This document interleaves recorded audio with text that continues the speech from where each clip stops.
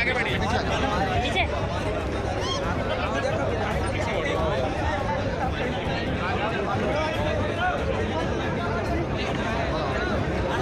ज्यादा आगे बढ़ जाओ।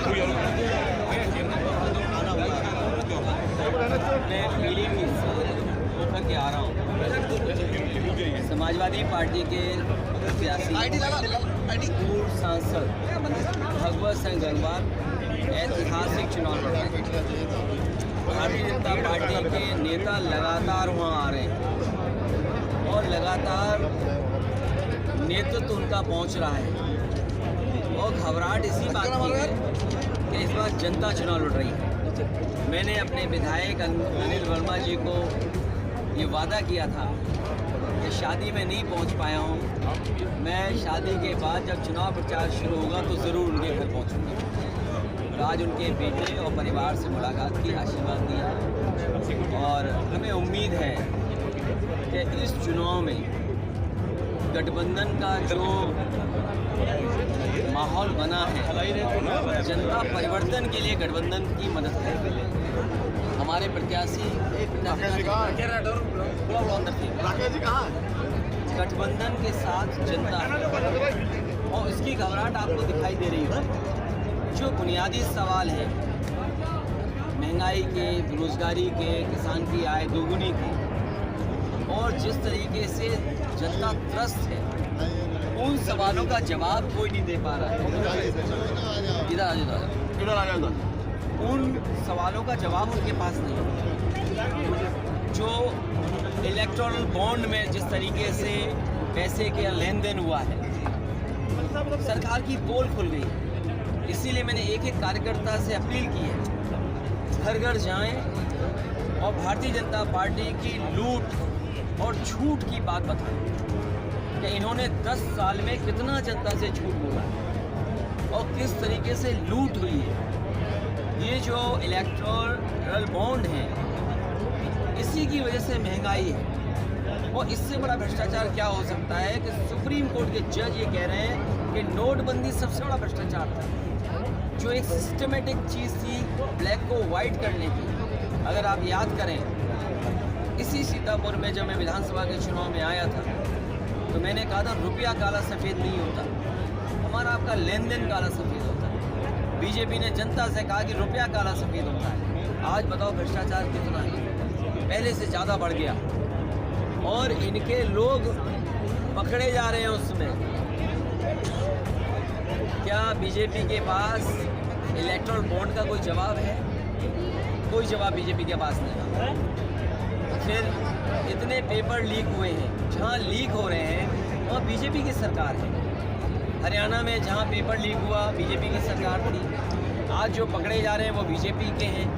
नियत ये है कि इन्हें नौकरी न देना पड़े, नौकरी देनी पड़ेगी तो आरक्षण देना पड़ेगा। ये आरक्षण की वजह से और नौकरी की वजह से नौजवानों का भविष्य अंधकार में डाल रहे हैं। जो लोग अग्निवीर जैसी व्यवस्था लाए हैं, क्या कल पुलिस में नहीं ला सकते ये लोग? कल पुलिस में ले आए तो क्या करेंगी जनता? इसलिए हमें सावधान रहना पड़ेगा। जहां मतदान करने की अपील करना है, वहीं सावधान होने की भी जनता से अपील करना है।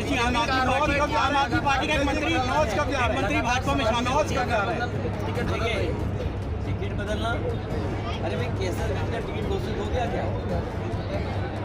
भाई भारतीय जनता पार्टी अपना कैसरगंज का तो करे घोषित। और जिस लोकसभा से मैं आया हूँ, दिल सांसद में नहीं लगेगा, जो मंत्री होता है उसको मंत्री बड़ी चीज़ लगती है। कोई सड़क का मंत्री और सांसद बनना चाहेगा, तभी तो उनके मुंह से क्या निकल रहा है, हम मुंबई बना देंगे। अगर मुंबई बना दोगे, मुंबई में क्या बना दोगे? तो ये घबराए लोग हैं जिनके पास कोई जवाब नहीं है। क्या किसान की आय दोगुनी की गारंटी है?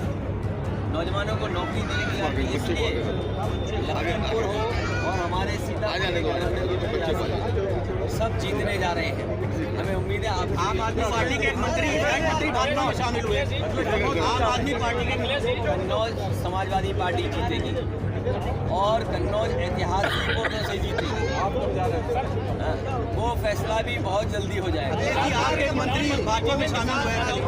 ये कहा है कि मेरे साथ मेडिकल प्रदेश सरकार के मंत्री हैं वो विकास राजभर, उन्होंने कहा है मेरे साथ मेडिकल बताइए सरकार 4 दिन में 4 लाख मिला दुख है इस बात का, क्योंकि माता जी का स्वर्गवास हुआ है। मैं आपके माध्यम से जहाँ भगवान से प्रार्थना करता हूँ कि उस परिवार में मंत्री जी और उनके सभी परिवार के सदस्य को भगवान इतनी हिम्मत दे, साथ दे कि दुख की घड़ी में दुख सहन कर सकें। ये आरोप सरकार का इस समय लगा है, वो भी प्राइवेट अस्पताल में। सवाल प्राइवेट अस्पताल का नहीं, उससे पहले भी इलाज सरकारी अस्पतालों में हुआ।